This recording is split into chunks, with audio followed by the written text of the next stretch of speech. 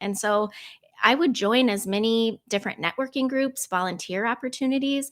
It's all about, at the beginning, it's not really what you know because you don't know a lot, it's who you know. And so, how do you pair those two things with who I know while I'm learning everything I should know?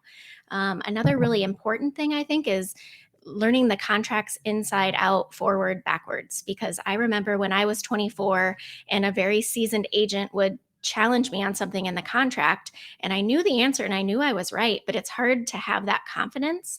So the more you can know the contract and say, okay, well, page 4, paragraph 9 talks about inspections, and you might want to go back and read that.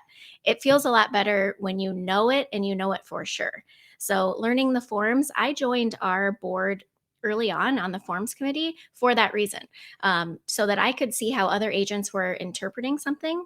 And every form's, different interpretation by different attorneys or whoever it is. But I think the more that you can know the basics, the better off you'll be in the long run. I want to talk about this. So